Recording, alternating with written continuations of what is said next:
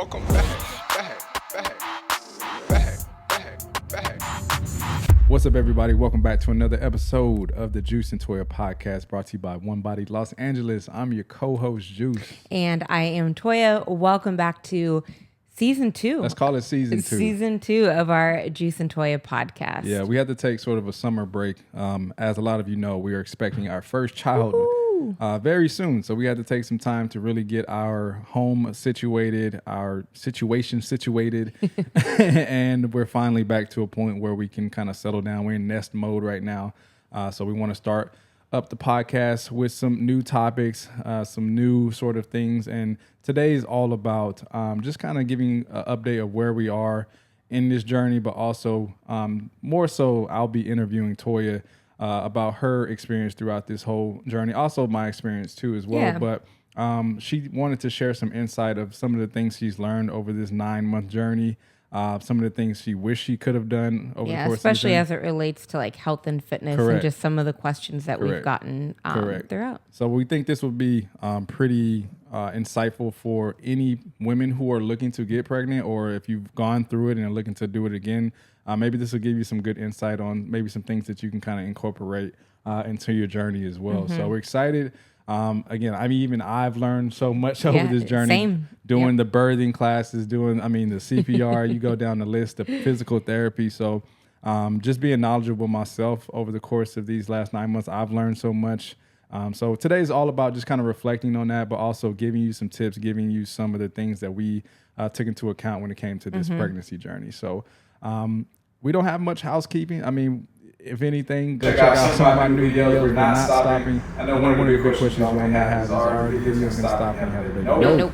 This is why we... Part of our break was kind of getting ahead as well. So we took a break to sort of film a lot of different workouts. We had some fun with it. These are some workouts that are pretty different. We wanted to come up with some new formats, some challenges, some games, because again, working out can get boring. Doing the same old thing can get boring, and we're trying to find different ways to keep you engaged, keep you active. And some of these workouts you'll see coming up over the next weeks to months will be super fun. So we'll look forward to that. But also, as always, we have some merch. Go to onebodyla.com/shop. We got some merch for the summer. We're looking to get in some new stuff as well. So if you want to support us, we appreciate you. All those people who have supported us with our merch, go check it out on our website. Lululemon, best clothes in the game. You know what to expect. We got it on right now. But yeah, that's pretty much the housekeeping. You know what it is. And then the last housekeeping too, we did drop Busybody 2.0 since we've been on a podcast break. So go check out that program. It's actually the program I've been following. It's a 4-week program. Yeah, explain that real quick. I've been following it these last 4 weeks, just kind of as we're nearing the end of our pregnancy. It's a 3-day-a-week strength training program. And my goal throughout the last part of the pregnancy is like to maintain strength training as best as I can. But if you've been pregnant, the fatigue sets in third trimester, pain kind of sets in. So it's been good to have a program where at least my 3 strength days are laid out for me. Correct. I'm able to get those in. So if you are someone who you're busy right now. The schedule is crazy, but you want to maintain your strength, especially if you just did Level Up 2.0 or the Summer Ready Challenge. You probably built a lot of strength that you don't want to lose over this busy season. So we did Busybody 2.0 just to give you a program to say, here, if nothing else, you got your 3 strength days in, and the rest of the days can be whatever fits your schedule or your goals. You can add in cardio as you see fit, go on hikes, walks, bike rides. If your kids are home from school and you don't have that same consistent schedule to go to the gym, your extra days can be going to the park with them, going to play, still getting in movement and staying active. But you have those 3 strength days laid out for you. If that's your only focus for the week, you're still getting something done. For sure. And it's kind of like one of those programs where as long as you kind of get those strength training days in, that's a solid program for most people. Like, again, we always stress you don't have to work out every single day. We do encourage you to be active, and being active can be a lot of different things. Exactly. It can be things that you can do that's just natural to what you would do on a normal day, like going on a walk or just doing some just light activity. So if you can get those 3 strength training days, I know a lot of you may ask, can I still see results? Yes. Yeah, You can absolutely. see great results from just doing 3 days a week. Again, we've talked about people who've done 3 days a week seeing better results than 5 sometimes. Because again, number one, you have more time to recover, and then you can do some extra things. It's more flexible. You can do some fun things on those off days. And then also, like I said, it's just literally just 3 days a week. So it's like, it's much more easy to be consistent with, because that's the name of the game. If you're consistent with your workouts throughout the week, whether it's 3 days, 5 days, or 2 days, it's going to give you the best chance to see some results. So it's a great program to follow. Again, if you're busy and you just need to get some solid days in, again, Toya's been following this pregnant. And you can make those modifications if you need to as well, whether you're pregnant or have any limitations. So and it's available on the app. But if you don't have an app subscription, you can also purchase it for $10, and it's yours to keep for a lifetime. So if you're already on the app, it's there for you in the collections tab with all of the other programs. Right. But again, if you don't want that app subscription, you can also purchase that. We'll link that in the show notes or in the description, however you're listening to or watching this. So that's it for housekeeping. That's the housekeeping. So with that being said, let's move on to the subject of the matter. And today, again, we're talking about our pregnancy journey. This is mostly going to be about Toya's experience, but we're going to kind of do this interview style just to kind of see how she's feeling. This will probably be the first time me hearing just her overall experience. Or really talking about it. Or just about really it, talking about it. So it'd be interesting to me. So I'm going to kind of interview her. She can ask some questions back, and hopefully you get something out of this podcast today. Let's do it. Let's get to it. So one thing I want to ask is just from your perspective, and you can ask my perspective, but like, what has your overall experience been like? Yeah. Like, what has it been like and I want to say in contrast with what you thought it would be. You know what I mean? Like, everybody, before you get pregnant for the first time, you kind of have this expectation of what you think it would be. And like, so just kind of compare what it was compared to what you thought it would be.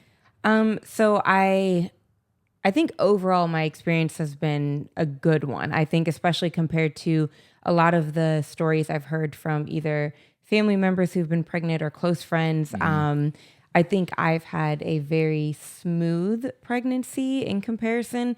First trimester, I didn't throw up a single time. I had nausea and dizziness, but again, compare that to a lot of people who have severe morning sickness. I feel like I had a pretty good first trimester. Second trimester felt honestly like a piece of cake. I had energy, especially compared to the dizziness and fatigue from first trimester. Second trimester, I'm not kidding, I forgot I was pregnant a lot of times. Like, it was really just She was running. Yeah, I did a 10K. It was a smooth time.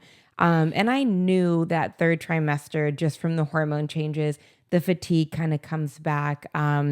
Maybe some aches and pains start to set in. The third trimester gets a little more difficult compared to the second. Yeah. But I think I had such a good second trimester that I feel like I kind of forgot that. She was a beast during that. Yeah. I mean, the majority of the workouts that we shot for our YouTube channel was during the second trimester, and she just had the energy. I mean, we were still filming, anywhere between 2 to 4 workouts at a time. So she was getting through all these workouts. Of course, she had some minor little things that she had to look out for, but for the most part, I had a very great... She's getting after it, y'all. Yes. And so I think once the third trimester symptoms started to hit, I think it kind of took me by surprise. Mostly the heartburn. I'll get into more of like, I haven't had any low back pain, and I'll kind of get into that later too. But my biggest complaint has been the heartburn. And again, I'll say, if that's my biggest complaint, I feel like I've had it pretty easy. But I think just kind of like my experience from what I thought it would be, I honestly was expecting it to be worse. I feel like I was expecting it to just kind of be more of like miserable, if that makes sense. You're kind of at that stage now. Yeah, like it's not that people just made it sound so awful, but I think I was expecting it to be a little worse. So I think my experience has been a little better than I thought it would be, but now I am at a stage where it's not like, okay, I'm ready for this to be over. It's more, it's getting a little more uncomfortable. I definitely have had to tailor my workouts, which I didn't have to do in the second trimester, which is why I was following Busybody. My goal is 3 strength days a week, whereas before I was getting in 4 and 5, no problem. So I think overall my experience has been a great one. But there are some things that I'm like now to a point where I'm like, oh, I am pregnant. I forgot, you know? Yeah. So, yeah. And I think at least outside looking in, Toya, I would say the first and third trimester were pretty similar. Yeah. Because the first trimester, she didn't really have much of a program. She was just trying to, Just depend on how I felt. it was that kind of day. weird too, because you were also sort of anticipating things too as well. So like before you started to experience like morning sickness, like you were like, I don't know if I want to do this because I don't know if I'll be sick or blah, blah, blah. So you were just kind of going with the flow in the first trimester. Second trimester, you turned into Superwoman, like nothing could stop you.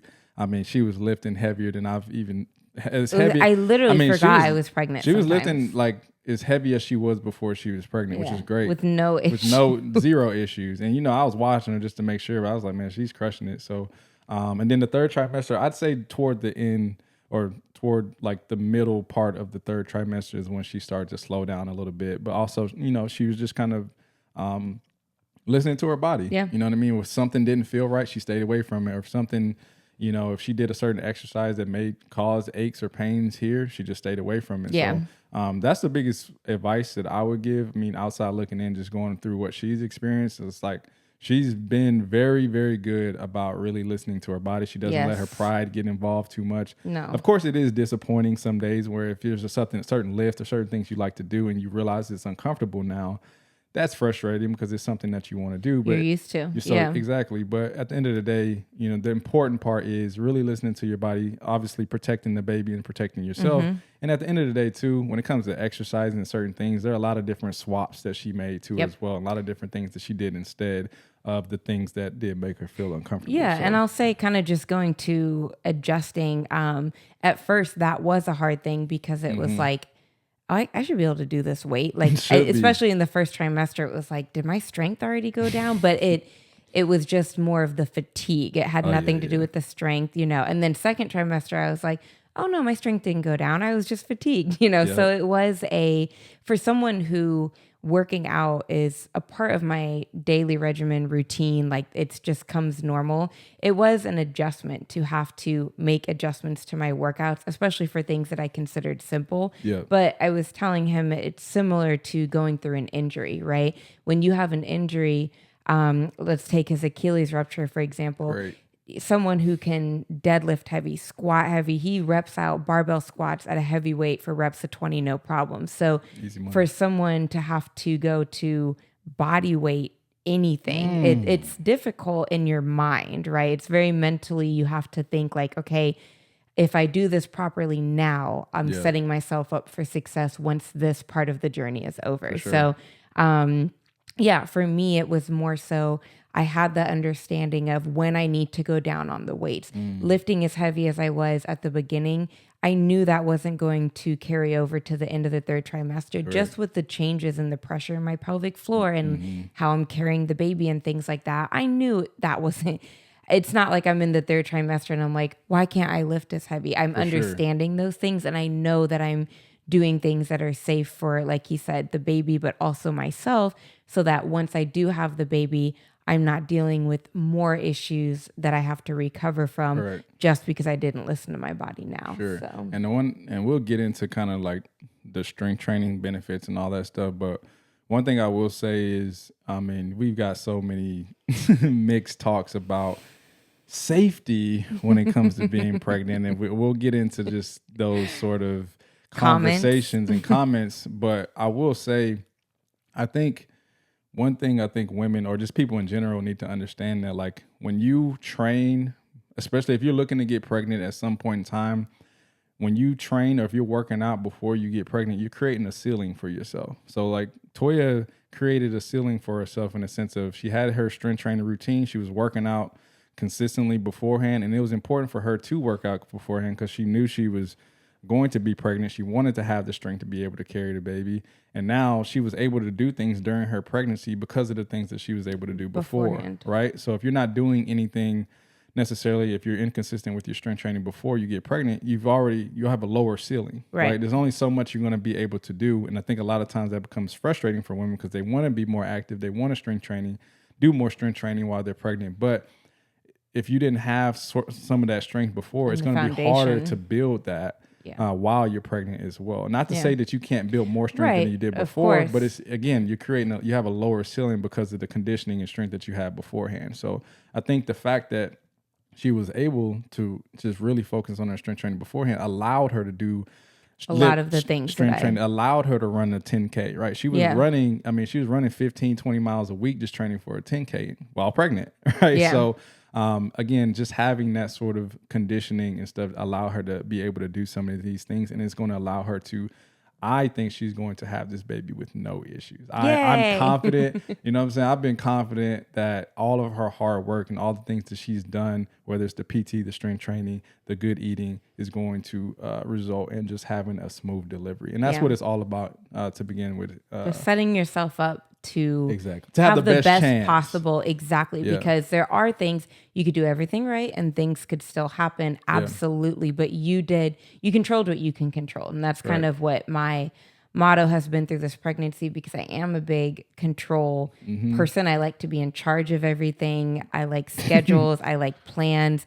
And so that's been the hardest thing for me, is to have to kind of surrender and let go, because there's so much you can't control. But the things that I can control, I'm going to do to the best of my ability. And then whatever happens, I'll know I did what I can. Correct. So my next question would be, knowing what you know now, given your entire experience, and granted, we still got a little ways to go. We still, we're on that last 100 of the 4x4, you know what I mean? Like, we're trying to, almost suck it up. But what are some things that, given your experience and the things you've gone through, what are some things that you would change, whether it's for good or bad, throughout this process? Like, if you could go back and change one thing, what would you have done, or what would that process look like? I think the only thing that I can think of that I would change is, like you said, I have been strength training. We knew we wanted to try to have a baby, and so that gave me also that time of like, okay, get yourself in a good routine. Exactly. The one thing I didn't do, though, that I wish I would have done, is start pelvic floor PT pre-pregnancy. Now explain pelvic floor PT, because this might be the first time some people have heard. I've heard of it just because I've been in and around the fitness space my whole life, but like some people who've probably never heard of that. So what is pelvic floor PT? It was a different experience than what I even expected also. So pelvic floor, your pelvic floor is basically a group of muscles, and whenever you're pregnant, that group of muscles has so much pressure on it. This is a large child, you guys. He's huge. He's big. He's so big. He's 99 percentile. I'm gonna just put it. I'm not gonna say his weight, but I'll say this: he weighed more at the beginning of the third trimester than I did at birth. I was 4 weeks early, so I was a small child. He's weighing 2 pounds more than I did at birth, and we still have some time to go. So all of that pressure on your pelvic floor can really do some damage.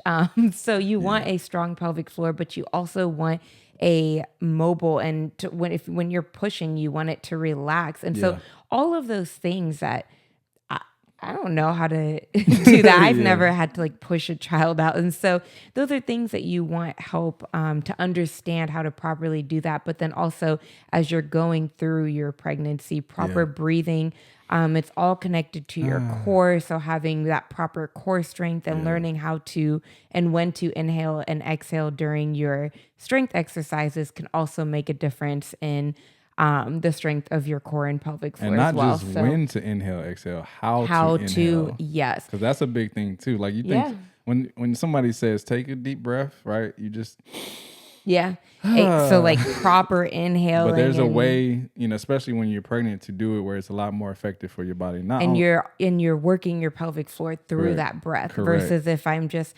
And the one thing I'll say too, it's not just Kegels, right? You hear that a lot, and honestly, when I first started training pregnant women, that's all I knew before I got educated. And it was like, Kegels, strong pelvic floor. But a lot of people shouldn't even be doing Kegels if you've already got a tight pelvic floor. So all of those things you don't know unless you go in to be evaluated. And so for me, the reason I say I wish I would have done it beforehand is I was already having some hip tightness and pelvic floor tightness on the left side before I got pregnant.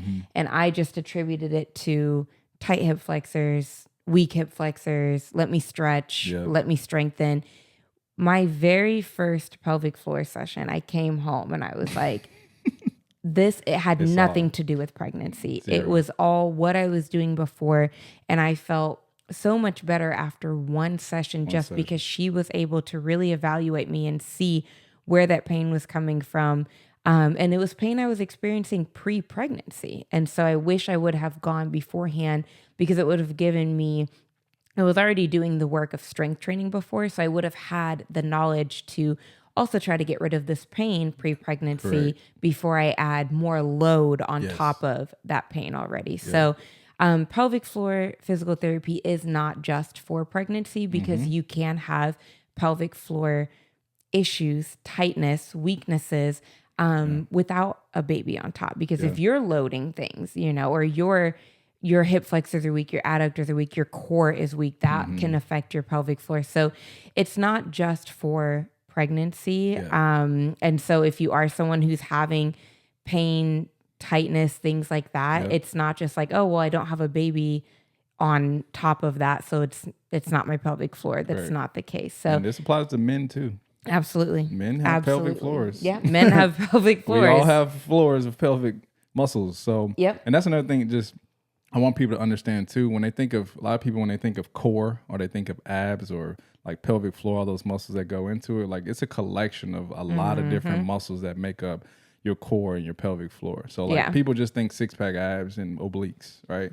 There's much more. Your core connects to your hips. It connects to all the muscles in your upper. It stabilizes so much. So to be able to have, like I told people, if I had to strengthen any muscle in my body on a daily basis, it would be my core. Core is like it's the equilibrium. I've been loving that word lately. Equilibrium. The equilibrium of everything. Like when your core is strong, there's so much that you can do, so much that you can accomplish, but there's also so many things that you can avoid too as well, whether it's pains, whether it's aches, whether it's certain injuries that you can avoid. Yeah, right? And if you think during pregnancy, like you literally are adding a ton of weight. Front loaded. So that's going to pull your posture into a different position, which is going to go down a rabbit hole of issues that can create. So having a strong core is going to be really important. And a big thing that people worry about during pregnancy is, well, how can I still work my core? Because all you think about is sit-ups and crunches and things like that you so can't much do. More you can do. But there's so much more you can do, just starting with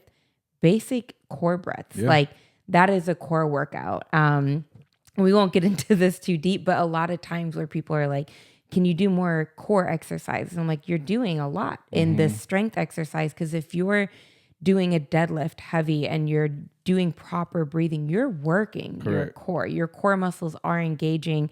And there's a lot of things. They're not cool Instagram exercises, but they're what you need to do for your core. Like the core breathing for me, I couldn't stand it at first.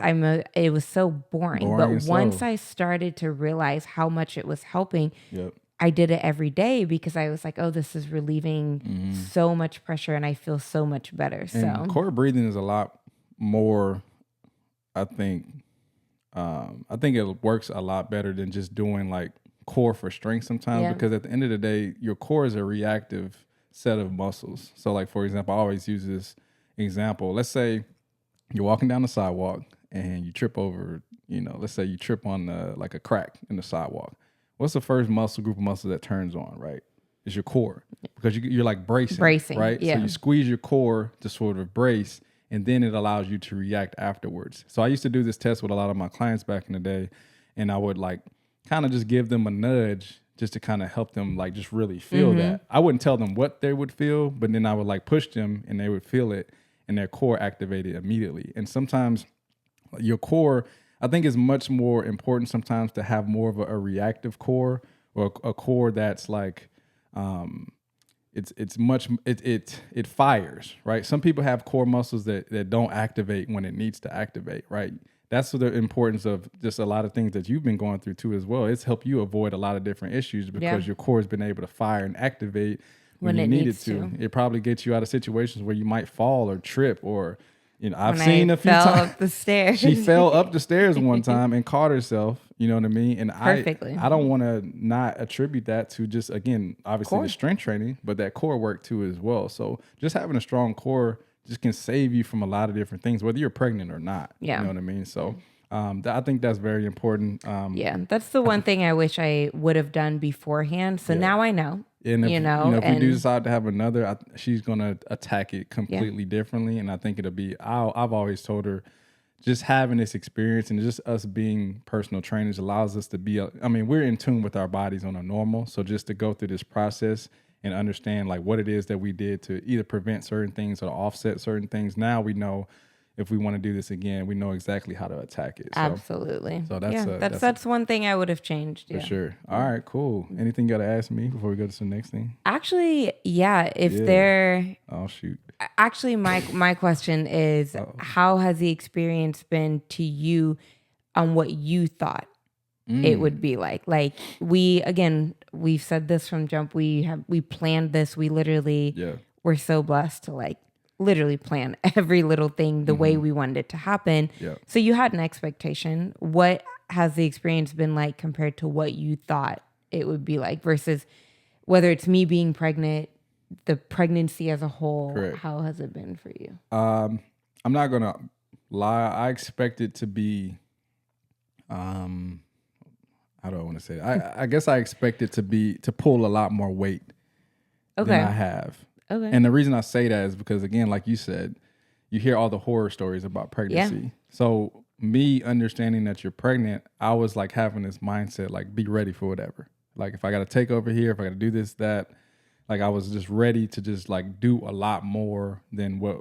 I've actually done. But he's been doing a lot. Don't get me wrong. I've been doing a lot. Yes. I've been doing a lot, but like I expected, and what I mean by that is it's not necessarily all just like physical things. Like I expect it to be there for her a lot more emotionally. Like, you just hear about the mood swings. I haven't been as emotional. Yeah, she hasn't been really. I expected that, right? You just hear about it so much. So I was already had this like sort of like expectation, and I had this capacity within me to really know that take that in. Yeah. If it happens, it's not going to be a shock to me. So I've actually been shocked that you haven't gone through a lot of the pains that you hear about. You haven't gone through a lot of the emotional distress. You know what I mean? You had your days, obviously, but it wasn't like to the point where it was like where I had to feel like I had to be on 100% of the time. So that's just been the biggest thing for me. Of course, I've been helping out as much as I can with the things that you, especially now physically. But again, I expected a lot more. And I think, again, that's attributed to just the work that you put in beforehand that allowed you to not go through some of those things that I probably would have had to help you with. So, again, I've been as supportive as I could over this time, but I think she's been able to take on a lot of the load of certain things, just herself being strong. Yeah, it hasn't been like a ego, I can do it myself thing. It's really been like just a little bit. A lot of it hasn't been. She's independent now. Struggle. I'm very independent, but it hasn't. What I mean by that is like it's not been like a stubborn thing. It's been more of a. I really haven't struggled with a lot. Let me put it like this: she's in her third trimester right now. She just sort of start to let go. Just a little bit. Because Toya doesn't like. I finally am using the stool instead of climbing on the counter. Correct. Like and she doesn't like. She doesn't like to ask me for things, especially if like I'm on like across the apartment and she's like, "Hey, can I?" Like, obviously I don't mind, but like it's getting to a point now where she's actually trying, and then she feels she doesn't know how to ask for things. She's like, if it's not doing, never mind, I got it. If it's not doing too much, I was like, just answer the question. Just, what do you want?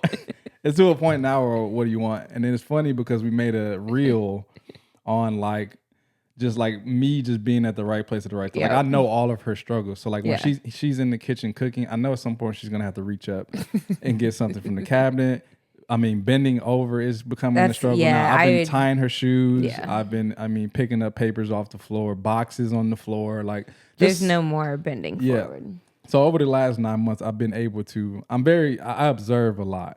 Whether she's noticing or not. So I try to like pay attention to some of her struggles to where I can just naturally take care of it and it's not doing too much. Yeah. You know what I mean? So, Yeah. but like I said, I think it's just now gotten to a point where she's being a little bit more receptive of help. But she's been killing it all throughout this journey. She's been strong. She's been putting furniture together for the baby. She's been folding clothes, washing clothes. I mean, she's prepared. I'm trying to be as normal as possible. For sure. So that, I mean, yeah, I had an I can agree expectation, with that. but at the same time, it's just like it hasn't been, I guess, as difficult as I thought it would be for me. You know what I mean? Having to just step up and take care of things where I need to take care of. Obviously, when a baby's here, it's going to be a lot different. I know I'm going to have to step up a lot more, but you definitely expect that. Like exactly. that's what it is. Exactly. You know what I mean? But you've also, like, I will reiterate, he has stepped up a ton. Like, there's so much that he's done. Like, first trimester, literally cooked breakfast every single morning. Mm-hmm. And just from like normal chores, like I said, I can't bend forward anymore. It's immediate heartburn. So like little things like that, you know, where he's just been very helpful. Especially in the middle of the night too. I try to, you know, she's had heartburn attacks. Yeah. Like waking up, and it's to that point where you wake up like 4 or 5 times a night, and I try my hardest not to wake him up, but there's no way you can't. Like, so he like pops out of his sleep immediately. I sleep like a bird. I don't know how birds sleep, but I imagine they don't sleep very lightly. Yeah. So okay, cool. That makes sense. Yeah. All right. So let's talk about, I mean, we kind of mentioned this before, but let's talk about how much you think strength training, not only before pregnancy, but during pregnancy, has made a big difference in your journey. Like, how's that helped you? So beforehand, I think it just helped me feel confident. Again, going back to some of the horror stories you hear during pregnancy, but also I did a new pre-postnatal certification. And congratulations. Thank you very much. Thank you very much. You know, I did one in 2018, and I will say this one was very different just because research, things change. You know? For sure. So she did this certification along. I think it was cool that you did it along with your pregnancy because you were able to just literally, she would read a part in the book of where she was in her journey. She's like, wait, I felt that. I felt that. It's what I'm experiencing right now. So it was kind of cool that everything that she was learning and reading, and granted, a lot of the stuff she knew, but this certification went in depth on a lot of different things that she already knew, but it kind of just helped her learn more about it. So it was cool with that.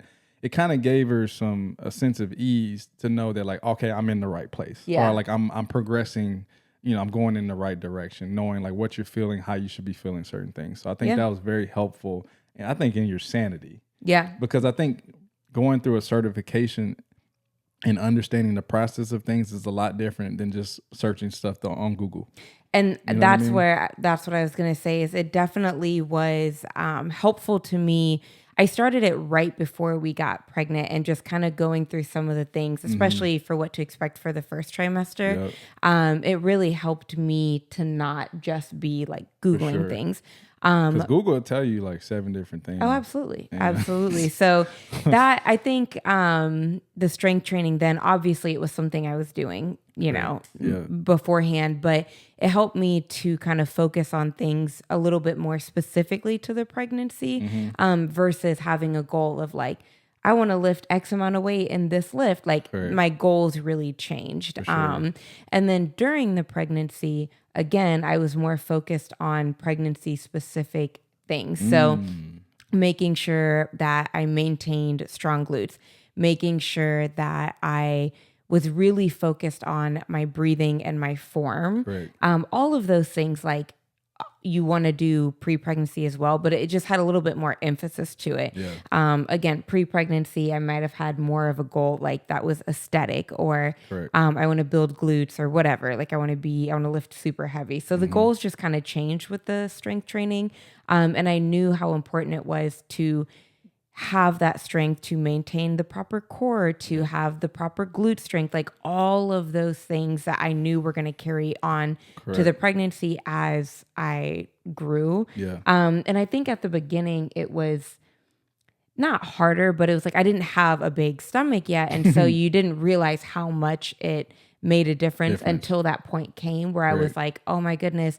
It's to the point where people are like, I had friends that were going through pregnancy as well, that their back was killing them, their hips, all of these different things. And I was like, oh, I'm not really feeling those. She was like, and waiting for it. Yeah. And then you kind of look back at some of the things that you were doing. And that's not to say like if you strength trained, you have zero back pain, because I also know people who strength trained, were very active and strong, and still experienced pains and issues. Which could be hormonal. Exactly. So, and that just goes back to, you can do everything right and things can still change. But it's all about giving yourself a chance. Absolutely. And so just controlling what you can control. So yeah, I think the strength training throughout the pregnancy was really big for me, because I wanted to maintain my strength. That was something that was important to me. Yeah. And then two, like you said, you want to eliminate and reduce as much risk of pain as you can. But then also, for me, it was like my time of just like peace, like it was like, for me, going to the gym was that time where I can just like have that hour to myself. I would go at a time that I felt good. I wasn't dizzy or nauseous. So it was like, okay, this time of just like focusing on me. I'm not worried about like pregnancy related things or getting ready for the baby or work or like all these things. It was a time where in a time of change and a time of stress and all these things are going on, you are focusing on you. So, and I'll say this outside looking in, but I think also too, I feel like when you're training for something, 90% of the people who we know train for aesthetics. Yeah. So when you take aesthetics out of it, it allows you to kind of direct your focus to the things that are really important in that moment. So when you're pregnant, you're not worried about your midsection. I think that's probably the best part for some women, is like, I don't have to, it's nothing I can do. So I'm not training to have abs. I'm not training to get the love handles away. So now it allows you to just kind of take all of that energy that you were trying to put into your aesthetics and put it into your strength. Just making sure you're strong, making sure your pelvic floor is strong, making sure your flexibility, mobility, right? It just allows you to direct that focus toward allowing an easier pregnancy and not about like, oh, I need my 6-pack abs. Right. I need to be shredded. Right. So I think the goals really changed. Correct. So I think once she took, obviously that's not all she trains for. She doesn't train 100% for aesthetics, but when you take the 40% of, ambition that you have when it comes to strength training, you put that towards something else, it allows you to just really dive deep. And then again, she looked at it as like, this is my time to move my body. Yes. This is my time to get better. But also like, she just felt so much better after she got those workouts done. Yeah. So I think that was a cool thing that I saw over the course of this journey, that just allowed her to be a lot more directional with her focus as far as the workouts that she was doing. So and then like we mentioned at the beginning, now the strength training has kind of tailored down, and that's more because I am more fatigued. I don't have the strength. The hormones are changing, so I am getting some of that like pelvis pain just from things stretching and changing. Mobility is limited. Yeah. My stomach is in the way of doing exercises properly. So it has changed a lot, but I've still been very focused on at least 3 strength days. Some weeks I get in a 4th strength day. Yeah. But honestly, to me too, the strength has felt better than some of the other workouts just because I don't have that energy. So some days like I'll go in and just focus on a full body strength, slow, controlled. We don't do things fast anymore. That's a big one. Yeah. I used to just like, that's kind of been like the blessing of pregnancy that's forced me to slow down in my strength training. Slow down. So yeah, like it definitely my strength training for sure changed throughout pregnancy, but not in a bad way at all. It just, my goals changed, and your focus is different. For sure. So that's cool. Yay. All right. So with all that being said, we talked about the overall experience. We talked about, what you would change, just the benefits of how strength training has helped you so much. Now, the fun part, what are you looking forward to? Obviously, when the baby's here, like what are you looking forward to in a sense of your training, in a sense of nutrition, in a sense of just having the baby here? Like what is your biggest expectation that you're looking forward to? I think obviously, like you said, having the baby here, like yay. And then I'm mostly looking forward to no heartburn. Like I said, that's been my number one complaint, and that has been just the absolute worst part of which this we've been told has been majority because of his hair. Yeah, everyone said that myth, and he has a Lot of hair. We saw it in the ultrasound. ton of hair, so that better be true. And we were both born with a full head of hair, so Yeah, it makes sense. and it's not just the don't lay down after you eat. I'm talking I get heartburn 20. It doesn't matter. It doesn't matter. I have cut things out of my diet.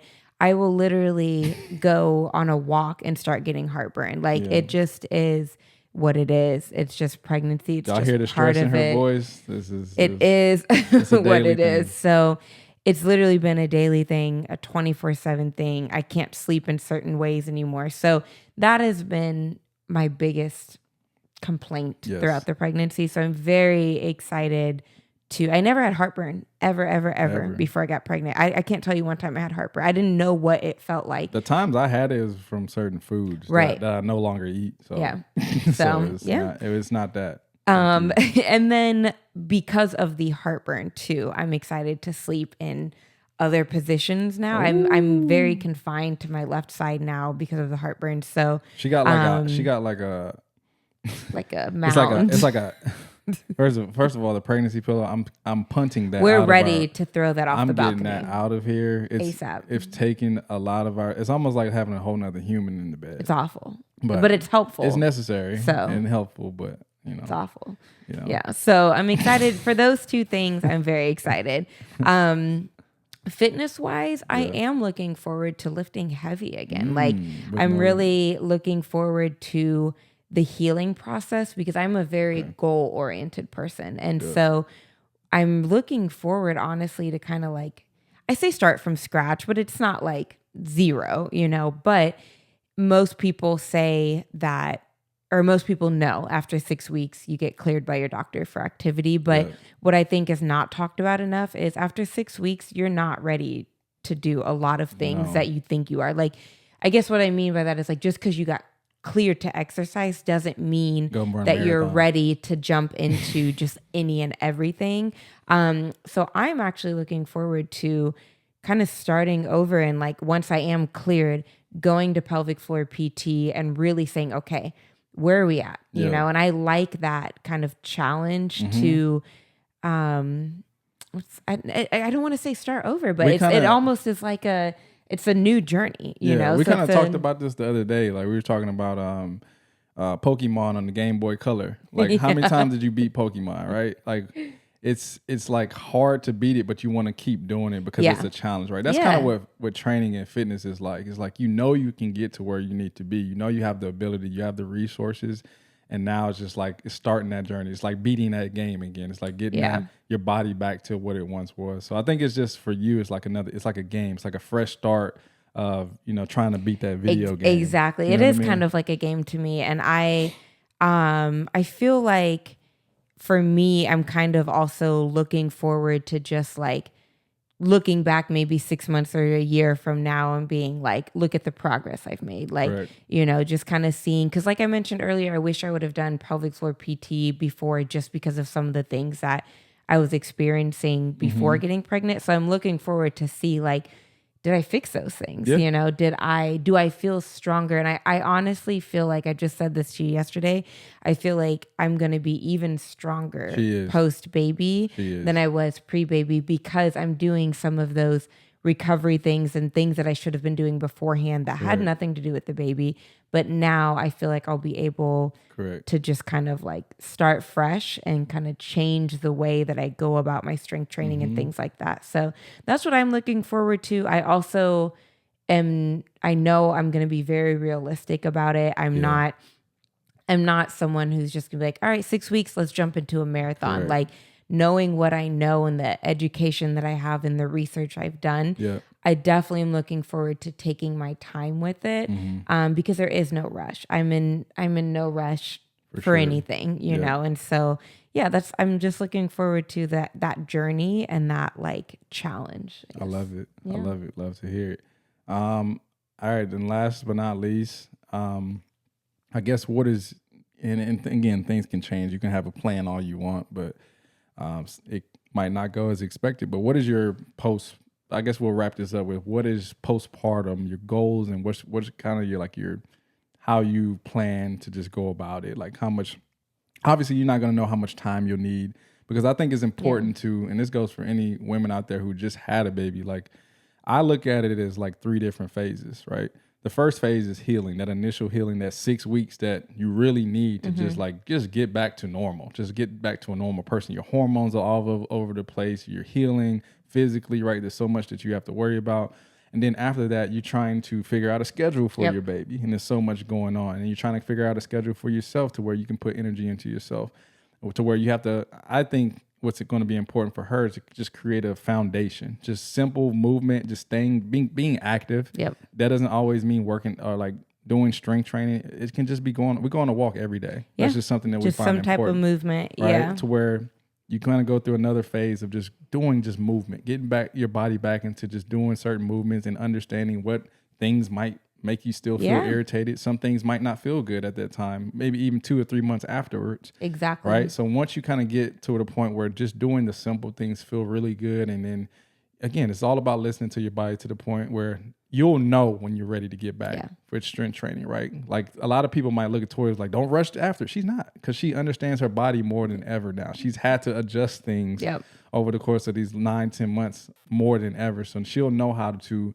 really just understand her body and what approach to take when it comes to strength training. So I guess real quick, just kind of express like obviously you have goals, but how do you plan to just go about this process? Yeah, like I mentioned, like that 6-week healing, there's things I can do throughout that time. You'll be able to go on like slow walks, the core breathing. That's something that you can begin. So there's things that you can begin doing even before that 6 weeks that are going to be helpful to your healing process actually. And it's not, again, people look at it like, no, you need to rest during that time. It's not that you're not resting. You're just, if anything, you're helping yourself in that recovery. So there's things you can do within the 6 weeks. But like I said, once you're cleared, it doesn't mean that I can just start a run right away, right? My pelvic floor may not be ready for that. Realistically, won't be ready for that. So the first thing I think is, again, getting into pelvic floor PT, which is another reason I'm grateful I'm working with someone now, so that afterwards it's not like you're kind of starting over. You're like, okay, this is where we left off. Let's see where you're at. For sure. And then once I start my pelvic floor PT, I think we'll take it from there in terms of like, where are we at? Like what do I need to be doing right now? Did I lose a lot of strength in the pelvic floor? It also depends on the birth you go through in terms of a vaginal or cesarean birth. And so all of those things will come into play. And then I think my goal is, like I said, to get back to first heavy strength training, but I also miss running. I miss running so much. And so I think that is like my real goal is like, can we get myself to being to be able to run again? But I know that will be the thing that will take the most time, to be honest with you. For sure. But with that being said, I had some like knee pains and like things that were uncomfortable when I was running, even pre-pregnancy. So again, I'm curious to see if doing this properly now and like really taking myself like from square one, if that will change the way that I run and if I'll feel even better running post-pregnancy than pre-pregnancy. So I'm excited for it. I'm excited again for the journey that is postpartum, just because it is a challenge. And I know a lot of people that you have this plan for it to go one way and then you have some complications that you didn't expect. And so it really forces you to take a step back. Like he said, listen to your body. But again, same thing like an injury, right? Like throughout an injury, they might say like, oh yeah, 6 to 8 weeks, you'll be walking again, and you're not yet. And you're like, well, it's been 6 to 8 weeks. Every recovery is different. I've every been on journey. both sides. Every journey is different. And I think the most important thing is, what does your body need? And so that'll be my goal, is really just to listen to my body, understand my healing process, and wanting to do it the right way so that I can get back into strength training, running, and all of the activities that I was doing without pain post-pregnancy. And that's the beauty about starting from scratch, because you can really just kind of assess everything that's going on with your body and work on doing those corrections. So like, if you were to, this is the same thing we do with our clients. If you were to train with us for the first time, I'm going to do an assessment, first of all, to see how you move. Because if you can't squat, I wouldn't give you weights or do any type of modalities that will allow for you to get hurt or to just do it improperly. So it's cool to just kind of make all those corrections. And then when you start to really, let's say January or February comes around and Toya's like, all right, I feel great. Yeah. I feel like Superwoman. I'm going to hit the ground running. She's going to be a lot more confident, and she's going to feel better knowing that like all of the corrective things that she did to really just help her improve her movement and just improve her everyday life is already taken care of. Now I can attack this with freedom, knowing that like I have the best opportunity to get stronger and do things without worrying about certain, situations or things happening. So Yeah. I think that's going to be, I can't wait for that entire process too. And then also, oh, good. I was gonna say, I look forward to just our baby just seeing us, just be active. That's Yeah, one thing I I kind of agree. mentioned in one of the other podcasts. It's like, I love seeing those posts, those reels and TikToks of like the baby, like seeing mom and dad working out. And they're trying to he's work just out. itching to move. Yeah. You know what I mean? I think that's the cool thing about it, just helping just kids and babies understand young how important movement is and how fun it can be too as well. It's not all about just, trying to be aesthetically looking good. I think just understanding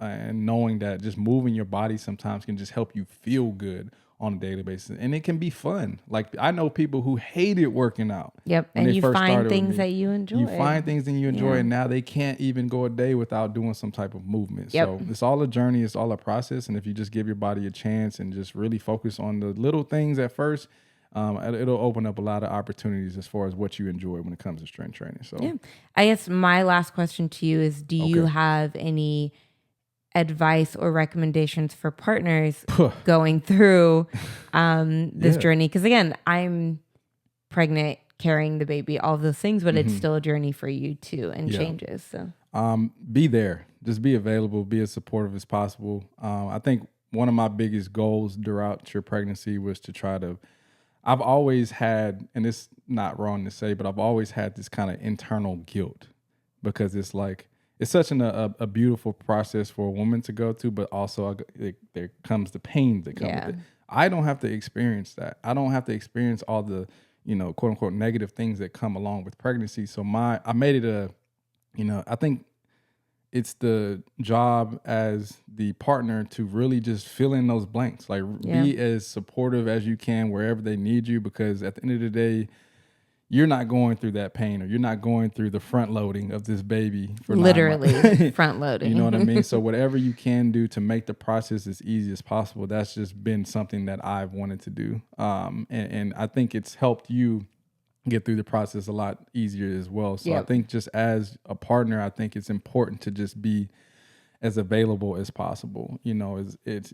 Some days is going to be, she don't need you. She's going to be super independent. And some days, like she had some days where she was frustrated that, she couldn't move, or she wasn't as fluid as she was able to be. And that's where days I just like, I'll step up. Like I'll cook, I'll clean, I'll do whatever it is. You chill out, as you're just having a bad day, some growing pains, it's okay. I'll take care of it. And I think that's allowed her to get through the process a lot easier, because again, she's a control freak. She likes to take care of things on her own. When something's out of whack, she can't even function until it's taken care of. So it's allowed her, to let go a little bit, which is good, because it allowed me to just do things naturally, and I don't have to fuss with her about, taking over sometimes. But I think as a partner, I think the most important thing that you can do is just be as available as you can. Just help her out, ask, you know what I mean? Especially if you have a woman or a partner who is just stubborn. So it can be stubborn sometimes, but it's a good thing because she's so independent. She has to do it herself. If she doesn't do it herself, like she talks in first person, like she talks as if I don't exist sometimes when it comes to certain tasks that need to get done. So she feels like the whole plate is on her.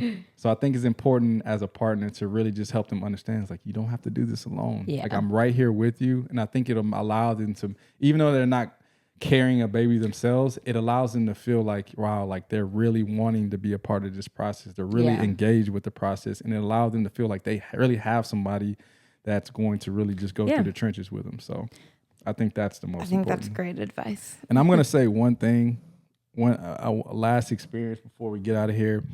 I want to say one thing. I've known this before Toya was pregnant. I've known this before, with all women, whether it's my mom or all the women in my life. Women are some of the most amazing beings, creatures on this earth. I'm a preach. Like, I knew this beforehand, but when you see your partner, somebody you love, go through this process, you've seen them literally from the first trimester. I've seen you just like all the stuff that you went through up until now. And now it still don't make sense to me, honestly, that it's a baby hanging from her stomach. It doesn't make sense. Like a real human. Like a real human. She made organs. She made this baby from scratch. Like that is like mind blowing to me. And it's kind of, and we talked about this before, it kind of like brings me into these questions like, how do people or like men or partners not want to take care of their woman or like praise them for like everything that they go through? Like I see why like people like so I see why people look at women as threats. Y'all are amazing. Yeah. Like to be able very to like much superheroes. Y'all are like literally superheroes. So to watch her go throughout this pregnancy has been so cool to me. And like I'm like a big fan because I'm like, how did you I'm your biggest fan. I know I was before, but now like nobody takes the crown. Like just to see her go through this process and see how strong she was and see like she's still going to the gym. She's still grocery shopping. A lot of women can say like, I'm pregnant. Like they look at it as like they're handicapped. Yeah. And some women do. And that's okay. Whatever. However you want to go about the pregnancy is how you can go about it. But like to see her still, you know, she's still filming workouts. She's still sending out emails. She's still working out. She's still cooking. She's still cleaning. She's still doing everything that she was doing before she had the baby. And I think that's so amazing because a lot of times I know it's not comfortable. I know she's not feeling 100% all the time, and she still does it. So I think I want to just give applaud to all women. To all women, who, you know, whether you're pregnant or not, even just the reproductive stuff that y'all have to go through every month. You know what I mean? Like I'm gonna keep it real. Like it's just amazing to see, and I've always been, you know, backing women. I've always been a supporter of just all things women, just because I've seen like my mom is one of the strongest women I've never even met Toya's mom, and I mean to have 8 children. Yeah, my mom had 8 kids, and she went through cancer 5 times. Yeah, and battled that. So just a testament. I've had so many different testaments of how strong women are and how much strong they can be, and it's just been an amazing thing. So I just had to put that out there. Well, we appreciate that, and we love the support, and especially me. Anytime. And I will wrap this up just piggybacking off of that, is having a supportive partner has made this a much easier process than I know most have. I watched my mom go through it in a very different light than what I'm going through, and so that does make a difference. So I said at the beginning, like, yeah, it's been a lot easier than I've thought it would be. This is a big reason why, because it has, I have had a lot of that help that has made things so much easier. And even though I am stubborn and independent, I know that if I do need that help for anything, he's there. And then the last thing I'll say with kind of piggybacking what he said is like, I have been going to the gym, still able to do those things. Mm-hmm. Just one thing I'll say is every pregnancy is different. Every journey is different. And also, like I mentioned too, with my 2 certifications, the one I did in 2018 was a lot different than the one I just completed. Mm-hmm. So also keep in mind that things change. Research changes. There might be things that people are doing now pregnant that you weren't able to do when you were pregnant. Mm-hmm. Don't judge. Yeah.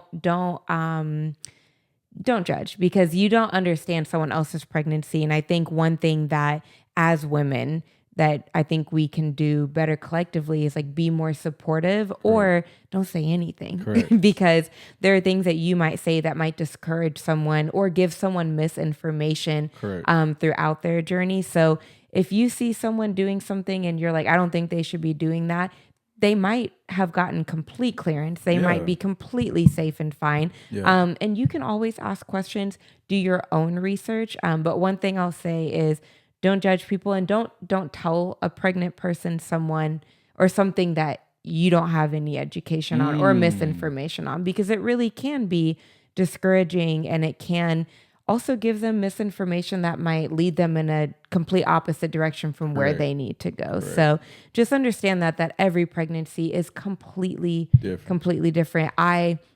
Really quick example, like I said, I was having that pelvic and hip pain.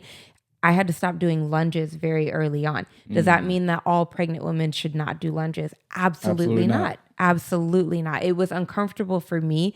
I started going to pelvic floor PT. I fixed the issue and I could start doing lunges again, right? Amazing. So something that might be uncomfortable for you or something you were told not to do by your doctor, completely different case. Correct. So just kind of wrapping that up with everything that we kind of talked about here is that even though this was my journey, your journey may have looked completely different, but it doesn't take away from your journey. Like he said, we're super human. Like this is literally growing a human from scratch.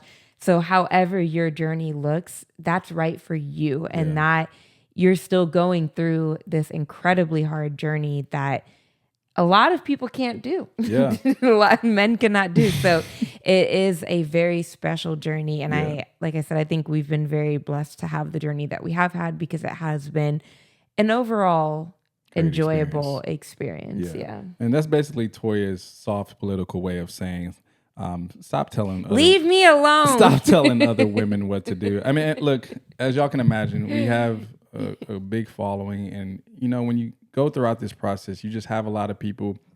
A lot of it has been people genuinely trying to help. Don't get me wrong. Oh, absolutely. And we've taken a lot of advice from people and a lot of information that we got. But also, again, you have those 1 to 5% who just know-it-alls, right? They want to, and they have no idea of her education. They have no idea what she's been through, right? And they try to act like, oh, this is what you need to be doing, or why are you doing that, or you shouldn't be doing that, right? The shouldn't is crazy. Yeah, the shouldn't. Like I've always said, like I don't like to tell people what they shouldn't do. Exactly. Like you either know what you should be doing or not, and then I will. At the end of the day, it's your body, yes. and I'm not going to tell you what to do. It's your journey. So that's what we're getting at. Is like we get so many comments, and yes, we have gotten some negative comments of people just making inferences based on what, but we say all this to say, like, we're trying to do our best in sharing our journey without it being people kind of taking that away from us just by kind of sending negative comments. So and we say that because we do have the knowledge. And I had a woman just straight up say you shouldn't deadlift while pregnant, which is so false. That extremely false. Deadlifts are great for pregnancy, but I knew that. I understand that I could deadlift during pregnancy, but let's say someone didn't know that. They might take that and say, oh, okay, well, she must be right. I don't want to hurt myself or the baby, so I'm going to stop deadlifting. Right. And that's not right. So, and you're taking something out that could be beneficial that for could you. Be and you so just, beneficial. You just did it based on one person telling you. Exactly. And that's why we say don't tell people what they should and shouldn't do, especially with no research or education behind it. Yeah. And if you come at me and say you shouldn't be deadlifting, I need to hear why. Tell me why. Tell me why, but also I need like research articles. Yes, correct. Showing the correlation of deadlift to like unhealthy pregnancy. Yes. Now, if you didn't deadlift for whatever reason, you might have had like back issues or anything. Whatever reason you didn't deadlift, that is your journey, and that is okay too. But don't tell other people that they shouldn't be doing that. With anything, not just working out, like what they should or shouldn't be eating, what they should.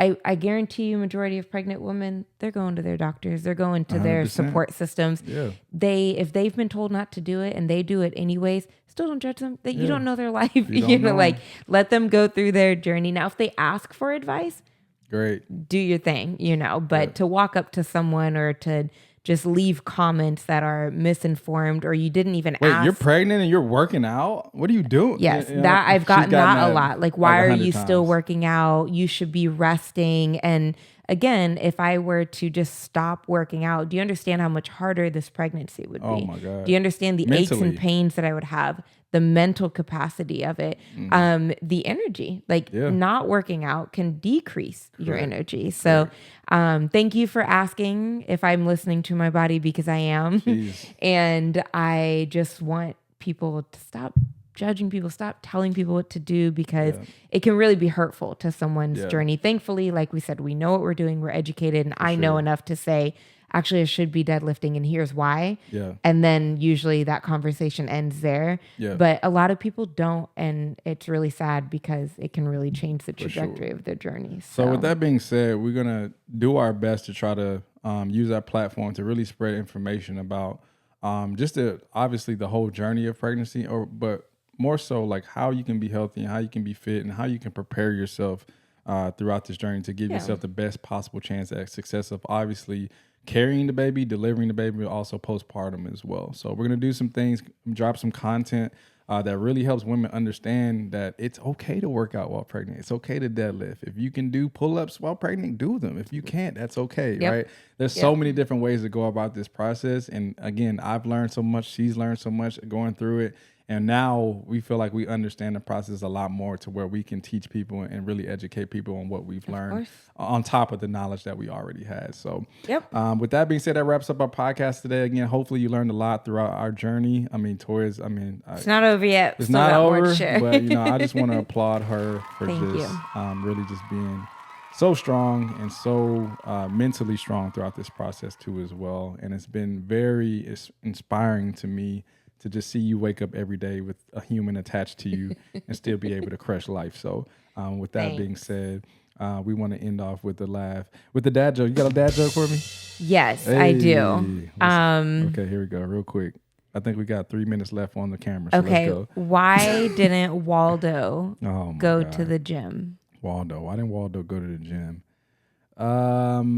Why didn't Where's Waldo go to the gym? That makes a difference. Okay. Cool. I don't know. I'm not even gonna try to make that. Because nobody could spot him.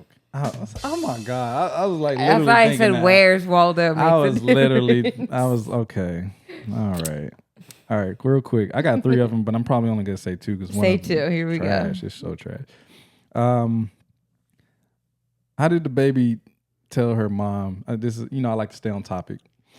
How did the baby tell her mom that she had a wet diaper?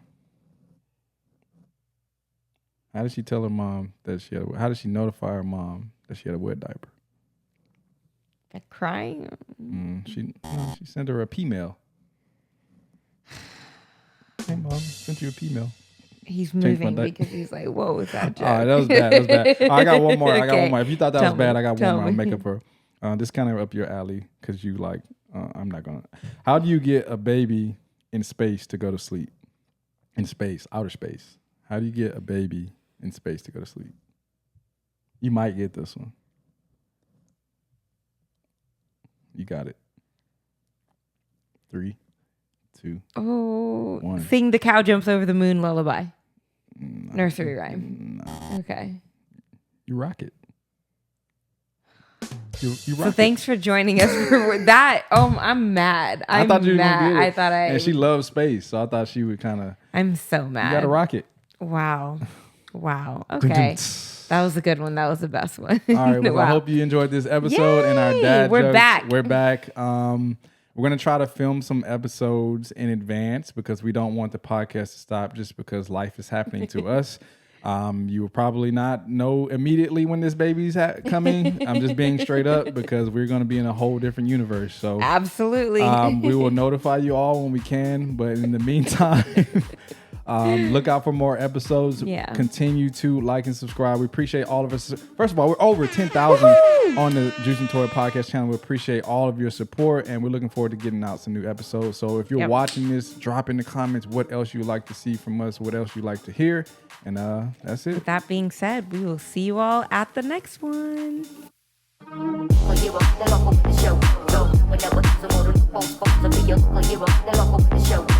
Whenever